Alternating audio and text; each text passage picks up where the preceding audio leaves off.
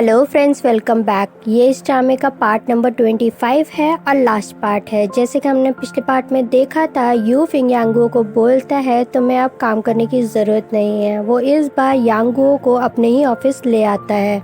You फिंग यांगो को अपने और कोलीग से इंट्रोड्यूस करवाता है और बोलता है यांगो अब से यहीं पर काम करेगी। यांगो जब सुनती है वो ज़्यादा ही शॉक में चली जाती है। वो बोलती है यांगो यहाँ पर क्या काम करेगी। यांगो को समझाते हुए यूफिंग बोलता है कि मेरे ऑफिस में अब काम बढ़ रहा है, इसलिए मैं चाहूँगा यांगो भी मेरे ऑफिस में ही काम करे। और उसको बहुत सारे पेपर देते हुए बोलता है तुम्हें इस पे बस कट का निशान लगाना है। ये सुनते ही दोनों ही शॉक हो जाती हैं कि यांगो को सिर्फ यही काम दिया है। यूफिंग यांगो को बोलता है ये बहुत ही इम्पोर्टेंट काम है, एक्चुअली लीगल पेपर्स को ऐसे ही नहीं छोड़ा जा सकता है। अगले पल हमें दिखाते हैं शी हाउस से सारे कुलीग्स पूछ रहे होते हैं यांगो को यहाँ पर क्यों रखा गया है। ये सब यांगो और यानदुओ भी सुन रहे होते हैं। यानदुओ जब सैलरी स्लिप चेक कर रही होती है, वो जाती है यूफिंग के पास और यांगो की सैलरी के बारे में पूछती है कि उसकी सैलरी मेरी सैलरी से ज़्यादा क्यों है। यानदुओ यूफिंग को बोलती है बस उसको क्रॉस का निशान ही तो लगाना है पेपर्स पर। यहाँ पर यूफिंग उसे समझाते हुए बोलता है ये बहुत ही ज़्यादा इम्पोर्टेंट काम है। यांगो तब तक आ जाती है रूम के अंदर और बोलती है आपने जो काम दिया था वो मैं कंप्लीट कर चुकी हूँ। यांगो को यहाँ काम करना बिल्कुल भी पसंद नहीं आ रहा था, क्योंकि उसको लग रहा था कि उसने सिफारिश से यहाँ पर काम लिया है। अगले पल हमें दिखाते हैं यांगो और यूफिंग एक रेस्टोरेंट में पहुंचे होते हैं। यहाँ पर यांगो का नाम लेते हुए यूफिंग बहुत सारा खाना ऑर्डर करता है और बोलता है मेरी गर्लफ्रेंड बहुत सारा खाना खाती है। जाक मस्ती की बात खत्म कर यहाँ पर यांगो यूफिंग को कन्विंस करने लगती है कि उसे उसके ऑफिस में काम नहीं करना है। यूफिंग उससे पूछने की कोशिश भी करता है कि तुम यहाँ पर काम क्यों नहीं करना चाहती हो, तो यांगो उसे बताती है कि इससे पहले उसने जहाँ पर भी काम किए थे वो अपनी मेहनत से वहाँ पर काम करती थी, तो यहाँ पर उसे बहुत ज़्यादा अनकंफर्टेबल फील हो रहा है। बहुत सारा मनाने और समझाने के बाद यूफिंग मान ही जाता है कि यांगो कहीं और काम कर सकती है। अगले पल हमें दिखाते हैं शी हाओ यानदुओ को लेकर मूवी डेट पे पहुंचा होता है। यहाँ पर मूवी स्टार्ट होने में थोड़ा टाइम होता है, तो शी हाओ लॉ की बात करना शुरू कर देता है। लॉ से रिलेटेड यांगो को कोई भी इंटरेस्ट नहीं होता है, इसलिए वो शी हाओ को सीरियसली नहीं ले रही होती है। शी हाओ को थोड़ी देर बाद रियलाइज होता है कि यानदुओ को उसकी बातों में कोई भी इंटरेस्ट नहीं है। अगले पल हमें दिखाते हैं यांगो अलग अलग जगह पर अप्लाई करना शुरू कर देती है। कहीं पर वो इसलिए रिजेक्ट हो जाती है क्योंकि इंग्लिश नहीं आती है, कहीं पर वैकेंसीज नहीं होती हैं, तो कहीं पर वो अप्लाई करके बाद में आने के लिए बोलकर चली जाने के लिए बोल देते हैं। यांगो के पास तोतो को कॉल आता है। तोतो उसे बताती है मेरी नज़र में एक बहुत अच्छा रेस्टोरेंट है, तुझे बहुत हाई सैलरी भी वहाँ पर पे करेंगे। यहाँ पर यांगो के दिमाग की घंटियाँ बजना शुरू हो जाती हैं। वो तोतो से क्रॉस क्वेश्चनिंग करना शुरू कर देती है, अगर इतनी ही अच्छी सैलरी मिल रही है तो तू क्यों नहीं ज्वाइन कर लेती है। तो यांगो को बोलती है मैं ऑलरेडी एक रेस्टोरेंट में काम कर रही हूँ, इसलिए मैं चाहती हूँ कि तू वहाँ पर ज्वाइन कर ले। ये सब काम और किसी ने नहीं बल्कि यूफिंग ने ही तोतो से करवाया होता है। अगले पल हमें दिखाते हैं यूफिंग ने जिस रेस्टोरेंट के मालिक से बात की होती है यांगो के काम के लिए, वहाँ पर वो इंतज़ार करते करते रह जाता है। यहाँ पर वो यूफिंग से बोलता है यांगो कब तक आएगी, तो वो सोचता है अभी तक तो यांगो को आ जाना चाहिए, वो आई क्यों नहीं। यूफिंग यांगो से कॉल करके पूछता है तुम अभी तक आई क्यों नहीं हो, तो यांगो बोलती है मुझे पता है मुझे कहीं जाना था, मगर तुम्हें कैसे पता है कि मुझे कहीं जाना था। यहाँ पर वो बात पलटते हुए बोलता है नहीं मुझे पता चला कि तुम्हें एक इंटरव्यू कॉल आया था जो कि तोतो ने मुझे बताया। यांगो यूफिंग को बोलती है मुझे ऑलरेडी जॉब मिल गई है। जब उनकी वेबसाइट यूफिंग खोलता है तो वो समझ जाता है यांगो कहाँ जॉब कर रही है। ऐसी वेबसाइट ओपन करने से यानदुओ यूफिंग को देख लेती है और वो उसके मजे लेना शुरू कर देती है। अगले पल हमें दिखाते हैं शी हाओ यांगुओ के पास पहुंचा होता है यानदुओ के लिए मदद मांगने के लिए। यहाँ पर यानदुओ उसे कुछ टिप्स देती है और बोलती है उसे आर्किटेक्चर में बहुत ज़्यादा इंटरेस्ट है, तो मैं चाहूँगी कि तुम भी उस चीज़ में इंटरेस्ट लो और उसे कन्विंस कर लो। यू फिंग यांगुओ की क्लास ले रहा होता है कि तुम ऐसी जगह काम कैसे कर सकती हो, ऐसी वेट्रेस कैसे बन सकती हो। शी हाओ की मदद करने के लिए यांगुओ आज केजोंग से मिलने जाने वाली थी। यहाँ पर वो ये सारी बातें यूफिंग को बता चुकी होती है। अगले पल हमें दिखाते हैं एक कुलीग दूसरे कुलीग को समझा रहा होता है कि तुझे अपनी गर्लफ्रेंड को उसके एक्स के पास भेजना ही नहीं चाहिए था। ये सब वहाँ पर खड़ा हुआ यूफिंग भी सुन लेता है।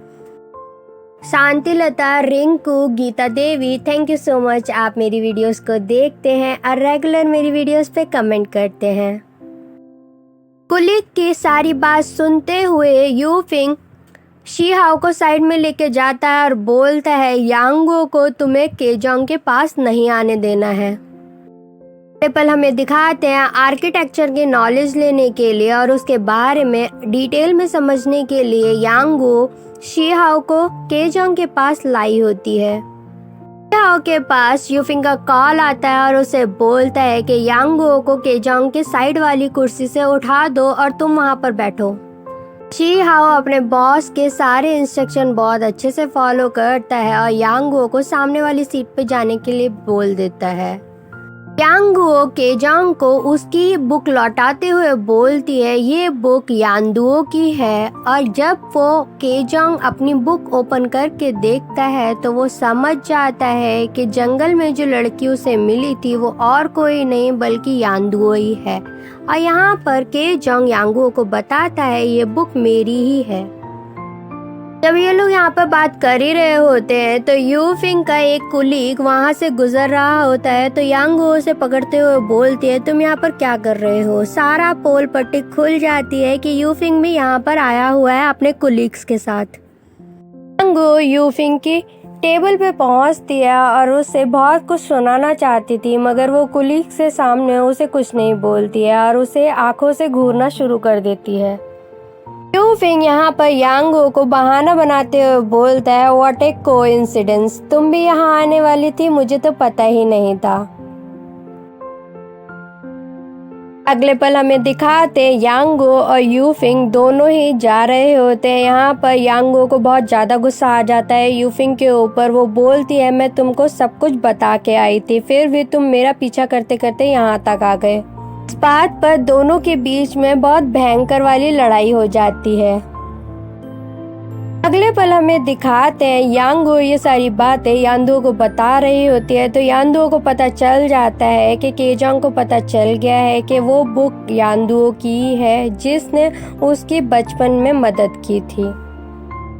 अगले पल हमें दिखाते हैं केजोंग यानदुओ की वही बुक लेकर पढ़ रहा होता है। यानदुओ ने उसके ऊपर बहुत डिटेल में नोट्स बनाए होते हैं। जब यांगुओ केजोंग के पास पहुंचती है तो केजोंग उसे समझाते हुए बोलता है कि मैं जानता हूं कि तुम्हारे मन में मेरे लिए फीलिंग्स है, मगर मैं उसको एक्सेप्ट नहीं कर सकता हूं। यूफिंग बहुत ज़्यादा बेचैन होता है क्योंकि यांगुओ ने उसको तब से ही कॉल या मैसेज नहीं किया होता है जब से उन दोनों के बीच में लड़ाई हुई होती है। वहीं पर दूसरी तरफ हमें दिखाते हैं यांगुओ का भी कुछ यही हाल होता है। यांगुओ यहाँ पर बोलती है कि एक सॉरी नहीं बोल सकता है मुझे। वहीं पर यूफिंग भी प्रैक्टिस कर रहा होता है कि सॉरी कैसे बोलना चाहिए।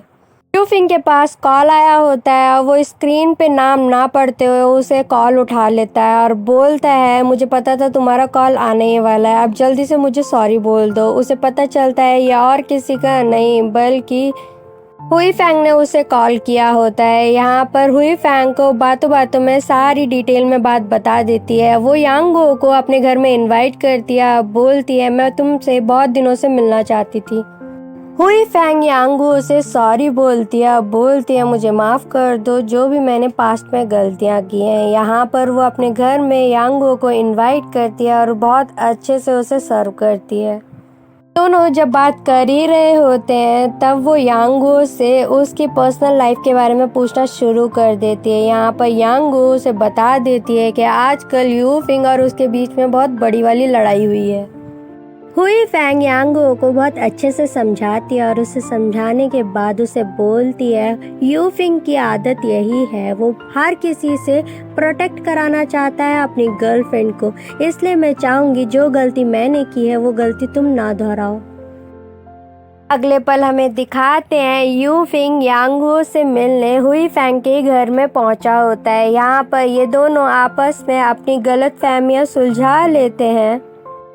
यू फिंग यांगो को शादी के लिए प्रपोज करता है और उसे बोलता है मैं आगे की लाइफ तुम्हारे साथ स्पेंड करना चाहता हूँ। यहाँ पर यांगो जब रिंग देखती है तो वो शॉक हो जाती है। यांगो यू फिंग से कन्विंस हो गई होती है, वो शादी करने के लिए तैयार हो जाती है। पीछे से हमें दिखाते हैं जब ये दोनों कपल्स आपस में बात कर रहे होते हैं तो हुई फैंग वहाँ पहुंची होती है।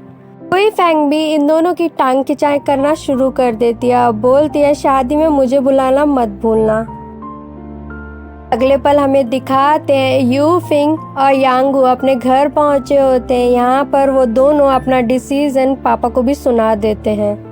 यांगो यहाँ पर यू फिंग को समझाने की कोशिश भी करती है कि मैं इतनी जल्दी शादी नहीं करना चाहती हूँ, मगर ये दोनों अगले मंथ की डेट निकालना शुरू कर देते हैं। अगले पल हमें दिखाते हैं यानदो को घर तक छोड़ने के लिए शिहाओ भी पहुंचा होता है। यहाँ पर शिहाओ ने जितना भी काम किया होता है आर्किटेक्चर के बारे में और जितनी भी पढ़ाई की होती है आर्किटेक्चर के बारे में वो इस बुक में उसने सब कुछ समराइज किया होता है। वो यानदो को ये देते हुए बोलता है मैं भी तुम्हारे ड्रीम्स को फुलफिल करना चाहता हूँ। यानदो शिहाओ को कोई भी एक्स्ट्रा होप नहीं देना चाहती थी। वो शिहाओ को बोलती है कि मैं इतनी जल्दी किसी से भी प्यार नहीं कर सकती हूँ, अभी मैं अपने करियर पे फोकस करना चाहती हूँ। यानदो शिहाओ को बोलती है मैं चाहती हूँ मेरी वजह से तुम अपने आप को चेंज ना करो, मुझे पता है तुम्हें लॉ में कितना ज़्यादा इंटरेस्ट है। शिहाओ यानदो की सारी बात समझता है और उसे जाते जाते ये बोलता है तुम्हें जितना टाइम लेना है उतना ले सकती हो, मैं तुम्हारा इंतज़ार करता रहूँगा। अगले पल हमें दिखाते हैं यानदो ने अपनी जॉब छोड़ दी होती है और वो केजंग के पास पहुंची होती है आर्किटेक्चर के बारे में और अच्छे से जानने के लिए। अब हमें कुछ सालों बाद का सीन दिखाया जाता है। यहाँ पर यू फिंग का ऑलरेडी एक बेबी हो चुका होता है जिसका आज बर्थडे होता है। इन दोनों बाप बेटों के बीच में लड़ाई हो रही होती है क्योंकि बच्चे ने कुछ गलती कर दी होती है। यू फिंग उसे समझा रहा होता है। बच्चा यांगो की धमकी देते हुए यू फिंग को बोलता है अगर आपने मेरी बात नहीं मानी तो सारी कंप्लेन मैं मॉम को कर दूंगा। अगले पल हमें दिखाते हैं यांगो सेकंड टाइम प्रेग्नेंट होती है। Gayu, Sahleen, Zaid, thank you so much, आप मेरी वीडियोस देखते हैं और उनको इतना ज़्यादा पसंद करते हैं। बच्चा यांगो को अपने फादर की कंप्लेन करना शुरू कर देता है। ये दोनों ही एक दूसरे की कमियां निकाल रहे होते हैं यांगो के सामने। तब तक इस बच्चे का जन्मदिन होता है तो सारे गेस्ट घर पे आना शुरू हो जाते हैं। अगले पल हमें दिखाते हैं सब लोग बहुत ज़्यादा एंजॉय कर रहे होते हैं। यहाँ पर यानदो ने अभी तक शादी नहीं की होती है और उसने अपने करियर को बहुत ज़्यादा इम्पोर्टेंस देना शुरू कर दिया होता है। शिहाओ आज भी यानदो का इंतज़ार कर रहा है। वहीं पर दूसरी तरफ हमें दिखाते हैं केजंग के मन में भी अब तक कोई नहीं आई होती है। यू फिंग यहाँ पर यानदो को पटाने के लिए केजंग को टिप्स देना शुरू कर देता है। केजंग यू फिंग को बोलता है यानदो एक बहुत सिंसियर एम्प्लॉय है मेरी। अगले पल हमें दिखाते हैं जब ये सब पार्टी एंजॉय कर ही रहे होते हैं लास्ट में यांगो को दोबारा लेबर पेन स्टार्ट हो जाता है और यहाँ पर उसे हॉस्पिटल ले जाते ये ड्रामा खत्म हो जाता है। आपको ये ड्रामा कैसा लगा मुझे कमेंट सेक्शन में ज़रूर से बताइएगा। Thank you so much.